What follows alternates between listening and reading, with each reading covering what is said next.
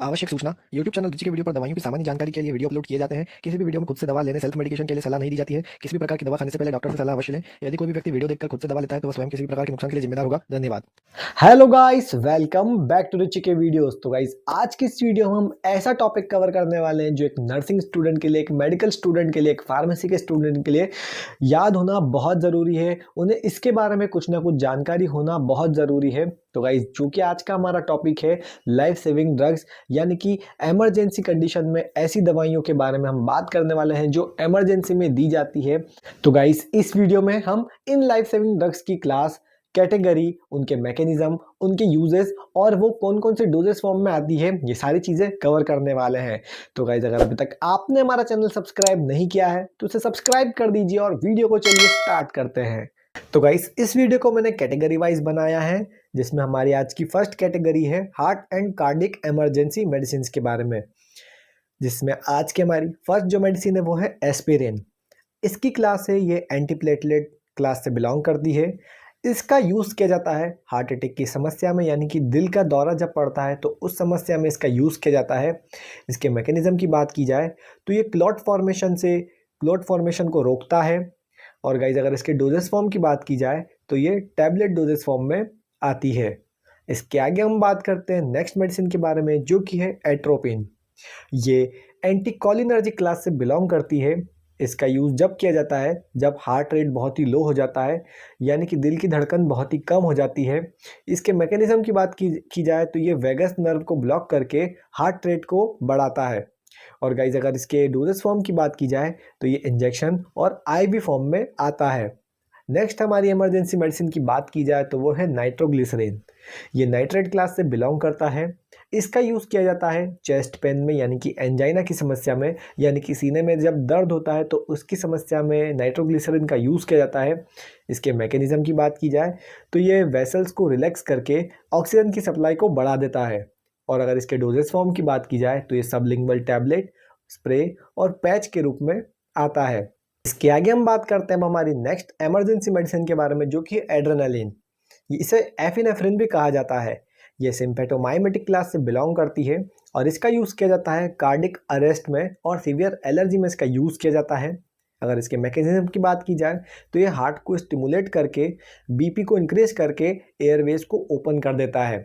और अगर इसके डोजेस फॉर्म की बात की जाए तो ये इंजेक्शन और ऑटो इंजेक्टर के रूप में आता है।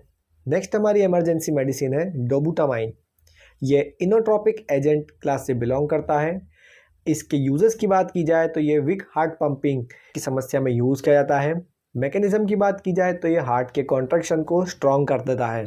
और अगर इसके डोजेस फॉर्म की बात की जाए तो ये आईवी इन्फ्यूज़न के रूप में आता है। नेक्स्ट हमारा जो इमरजेंसी मेडिसिन है वो है एम्यूडोरोन। इसके क्लास की बात की जाए तो ये एंटी एरिदमिक क्लास से बिलोंग करता है। यूज़ किया जाता है एरिदीमिया की समस्या में, यानी कि इरेगुलर हार्ट बीट्स की समस्या में ये यूज़ किया जाता है, यानी कि धड़कन अनियमित जब हो जाती तो उसकी समस्या में ये यूज़ किया जाता है। अगर इसके मैकेनिज्म की बात की जाए तो ये एबनॉर्मल इलेक्ट्रिकल सिग्नल सप्रेस करके काम करता है, यानी कि ये हार्ट के इलेक्ट्रिकल वायरिंग को स्लो कर देता है, जिससे हार्ट रेट बैलेंस हो जाता है। इसके आगे हमारी जो नेक्स्ट कैटेगरी है वो है ब्रीदिंग और एलर्जी की कैटेगरी। इसमें हमारी फर्स्ट मेडिसिन है और हमारी 7th नंबर की जो मेडिसिन है वो है साल्बुटामॉल या एल्ब्यूटेरॉल। ये बीटा 2 एगोनिस्ट क्लास से बिलोंग करती है। ये अस्थमा के अटैक में यूज़ की जाती है, यानी कि जब दमा या सांस रुकने जैसी समस्या होती है तो उसकी समस्या में इसका यूज़ किया जाता है। इसके मैकेनिज्म की बात की जाए तो ये एयरवे को रिलैक्स कर देती है, जिससे सांस लेने में आसानी होती है। अगर इसके डोजेस की बात की जाए या डोजेस फॉर्म की बात की जाए तो ये इनहेलर, नेबुलाइजर सॉल्यूशन और टैबलेट और सिरप के फॉर्म में आती है ये वाली मेडिसिन। नेक्स्ट है हमारी ऑक्सीजन। ऑक्सीजन मेडिकल गैस की क्लास से बिलोंग करती है। ये यूज़ की जाती है ब्रीथलेसनेस, यानी कि सांस फूलना या सांस लेने में जब समस्या होती है तो उसकी समस्या में ऑक्सीजन लगाई जाती है। मैकेनिज्म की बात की जाए तो ये बॉडी में एक्स्ट्रा ऑक्सीजन की सप्लाई को बढ़ा देती है। एक्स्ट्रा ऑक्सीजन जब हम देते हैं तो डोजेस फॉर्म की बात की जाए तो एक गैस सिलेंडर में आती है और ऑक्सीजन कंसनट्रेटर के रूप में ये आती है। नेक्स्ट हमारी जो मेडिसिन है इमरजेंसी मेडिसिन वो है प्रेडनिसोलोन। ये कॉर्टिकोस्टेरॉइड क्लास से बिलोंग करती है। ये सीवियर इन्फ्लेमेशन जैसी समस्या में यूज़ की जाती है, यानी कि जब बॉडी में तेज़ सूजन हो जाती है तब प्रेडनिसोलोन का यूज़ किया जाता है। मैकेनिज़्म की बात की जाए तो ये इम्यून रिस्पॉन्स को रिड्यूस करके काम करती है। इसके डोजेस फॉर्म की बात की जाए तो ये टैबलेट और सिरप के फॉर्म में आती है। नेक्स्ट हमारी जो इमरजेंसी मेडिसिन है वो है हाइड्रोकॉर्टिज़ोन। ये कॉर्टिकोस्टेरॉइड क्लास से बिलोंग करती है। ये सीवियर एलर्जी और एड्रेनलिक क्राइसिस जैसी समस्या में इसका यूज़ किया जाता है। ये मैकेनिज़्म की बात की जाए तो इन्फ्लेमेशन को रिड्यूस करके काम करती है, और डोजेस फॉर्म की बात की जाए तो ये इंजेक्शन के फॉर्म में आती है। नेक्स्ट हमारी मेडिसिन है एप्राट्रोपियम। ये एंटीकोलिनर्जिक ब्रोंकोडायलेटर क्लास से बिलोंग करती है। अगर इसकी यूजेस की बात की जाए तो ये सीओपीडी यानी कि क्रोनिक ऑब्स्ट्रक्टिव पल्मोनरी डिजीज़ की समस्या में यूज़ की जाती है, अस्थमा में यूज़ की जाती है, फेफड़ों के ब्लॉकेज की समस्या में इसका यूज़ किया जाता है। और इसके मैकेनिज़्म की बात की जाए तो ये एयरवेज को रिलैक्स करके काम करती है। अगर इसके डोजेस फॉर्म की बात की जाए तो ये इनहेलर और नेब्यूलाइजर सॉल्यूशन के रूप में आती है। इसके आगे अब हमारी जो नेक्स्ट कैटेगरी है वो है शॉक, ब्लीडिंग और ट्रॉमा की कैटेगरी। इसमें हमारी 12th नंबर की जो इमरजेंसी मेडिसिन है वो है आईवी सलाइन। ये वॉल्यूम एक्सपांडर क्लास से बिलोंग करती है। इसका यूज़ किया जाता है शॉक लगना, बेहोशी होना और पानी की कमी की समस्या में इसका यूज़ किया जाता है। अगर इसके मैकेनिज़्म की बात की जाए तो ये ब्लड के वॉल्यूम को बढ़ाकर काम करता है। इसके डोजेस फॉर्म की बात की जाए तो ये आईवी फ्लूइड बॉटल के रूप में आता है। नेक्स्ट हमारा जो मेडिसिन है वो है रिंगर लैक्टेट। इसके अगर क्लास की बात की जाए तो ये इलेक्ट्रोलाइट फ्लूइड के क्लास से बिलोंग करता है। इसके यूज़ की बात की जाए तो ये ट्रॉमा, चोट लगना और एक्सीडेंट में कमजोरी जैसी समस्याओं में यूज़ किया जाता है। मैकेनिज़्म की बात की जाए तो ये इलेक्ट्रोलाइट्स को रीस्टोर करके काम करता है। और अगर इसके डोजेस फॉर्म की बात की जाए तो ये आईवी फ्लूइड की बॉटल में आता है। नेक्स्ट हमारा मेडिसिन है डोपामाइन। ये वैसोप्रेसर क्लास से बिलोंग करता है। अगर इसके यूजेस की बात की जाए तो ये लो बीपी में, यानी कि ब्लड प्रेशर जब कम हो जाता है तो उसकी समस्या में यूज़ किया जाता है। इसके मैकेनिज़्म की बात की जाए तो ये बीपी और कार्डिक आउटपुट को बढ़ाता है। और अगर इसके डोजेस फॉर्म की बात की जाए तो ये आईवी इन्फ्यूज़न में आता है। नेक्स्ट है हमारा नॉरेफिनेफ्रिन। ये वैसोकॉन्स्ट्रिक्टर क्लास से बिलोंग करता है। इसके यूजेस की बात की जाए तो ये सेप्टिक शॉक, खून में इन्फेक्शन से बीपी गिरने जैसी समस्या में यूज़ किया जाता है। इसके मैकेनिज़्म की बात की जाए तो ये वेसल्स को कॉन्स्ट्रिक्ट करके बीपी को बढ़ाता है। और अगर इसके डोजेस फॉर्म की बात की जाए तो ये आईवी इन्फ्यूज़न के रूप में आता है। नेक्स्ट है हमारी मेडिसिन वेसोप्रेसिन। ये एंटी ड्यूरेटिक हार्मोन क्लास से बिलोंग करती है। इसका यूज़ किया जाता है कार्डिक अरेस्ट में, शॉक में, बीपी जब लो हो जाता है तो उसकी समस्या में इसका यूज़ किया जाता है। मैकेनिज़्म की बात की जाए तो ये ब्लड वेसल्स कॉन्स्ट्रिक्ट करके काम करता है। और अगर इसके डोजेस फॉर्म की बात की जाए तो ये आईवी इन्फ्यूज़न के रूप में आता है। नेक्स्ट हमारी जो मेडिसिन है वो है ट्रेनेक्सेमिक एसिड। इसकी क्लास की बात की जाए तो ये एंटीफिब्रिनोलाइटिक क्लास से बिलोंग करता है। इसका यूज़ किया जाता है सीवियर ब्लीडिंग में, यानी कि बहुत जब खून बहता है बॉडी से तब इसका यूज़ किया जाता है। इसके मैकेनिज़्म की बात की जाए तो ये क्लॉट डिज़ोल्व नहीं होने देता है। और गाइस अगर इसकी डोजेस फॉर्म की बात की जाए तो ये इंजेक्शन और टैबलेट फॉर्म में आता है। इसके आगे हम बात करते हैं हमारी नेक्स्ट कैटेगरी के बारे में, जो कि सीजर, पॉइजन और स्ट्रोक की कैटेगरी। इसमें हमारी जो नेक्स्ट मेडिसिन है वो है डाइजेपाम। ये बेंजोडाइजेपाइन क्लास से बिलोंग करती है।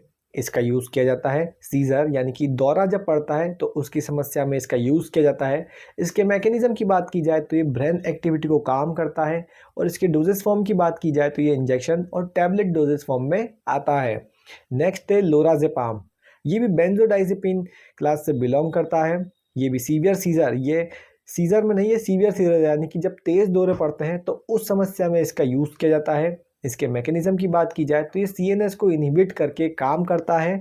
और उसके बाद अगर इसके डोजेस फॉर्म की बात की जाए तो ये इंजेक्शन और टैबलेट फॉर्म में आता है। इसके आगे हम बात करते हैं हमारे नेक्स्ट इमरजेंसी मेडिसिन के बारे में, जो कि है एक्टिवेटेड चारकोल। ये एड्जॉर्बेंट क्लास से बिलोंग करता है। ये पॉइजन, यानी कि विषाक्त पदार्थ को अपने में समेट के काम करता है। इसके मैकेनिज़्म की बात की जाए तो ये टॉक्सिन्स को स्टमक में बाइंड कर लेता है। ये ऐसे काम करता है। और अगर इसके डोजेस फॉर्म की बात की जाए तो ये पाउडर, सस्पेंशन और टैबलेट फॉर्म में आता है। नेक्स्ट है हमारा नैलोक्सोन। ये ओपियोइड एंटीडोट क्लास से बिलोंग करता है। इसका यूज़ किया जाता है जब ओपियोइड का ओवरडोज हो जाता है, तब इसका यूज़ किया जाता है। इसके मैकेनिज्म की बात की जाए, ये ओपियोइड के रेसिप्टर्स को ब्लॉक करके काम करता है। और इसके डोजेस फॉर्म की बात की जाए तो ये इंजेक्शन और नज़ल स्प्रे के रूप में आता है। नेक्स्ट है फ्लूमाजेनिल। ये बेंजोडाइजेपिन एंटीडोट क्लास से बिलोंग करता है। इसका यूज़ किया जाता है जब डाइजेपाम का ओवरडोज हो जाता है, तब इसका यूज़ किया जाता है।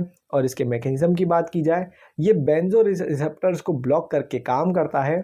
और इसके डोजेस फॉर्म की बात की जाए तो ये इंजेक्शन के फॉर्म में आता है। नेक्स्ट है मैनिटॉल। ये ऑस्मोटिक ड्यूरेटिक क्लास से बिलोंग करता है। ये ब्रेन की स्वेलिंग जब हो जाती है तब इसे यूज़ किया जाता है। और इसके मैकेनिज्म की बात की जाए तो ये ब्रेन के फ्लूइड को रिड्यूस करके काम करता है। इसके डोजेस फॉर्म की बात की जाए तो ये आईवी इन्फ्यूजन्स के फॉर्म में आता है। गाइस, इसके आगे अब हमारी जो नेक्स्ट कैटेगरी वो है क्रिटिकल इन्फेक्शन आईसीयू एंटीबायोटिक्स की। इसमें हमारी फर्स्ट मेडिसिन है मेरोपेनेम। ये कार्बापेनेम एंटीबायोटिक क्लास से बिलोंग करता है। ये यूज़ किया जाता है सीवियर इन्फेक्शन की समस्या में, यानी कि जब गंभीर संक्रमण हो जाता है तब इसे यूज़ किया जाता है। इसके मैकेनिज्म की बात की जाए तो ये सेल वॉल को इनहिबिट करके काम करता है और ये इंजेक्शन जैसे डोजेस फॉर्म में आता है। नेक्स्ट है वेनकोमाइसिन। ये ग्लाइकोपेप्टाइड एंटीबायोटिक क्लास से बिलोंग करता है। इसका यूज़ किया जाता है रेजिस्टेंट इन्फेक्शंस के ठीक ना होने पर इसका यूज़ किया जाता है, यानी कि दवा से न ठीक होने वाले जो इन्फेक्शंस होते हैं उसको ठीक करने के लिए इसका यूज़ किया जाता है। मैकेनिज्म की बात की जाए तो ये सेल वॉल को ब्लॉक कर देता है।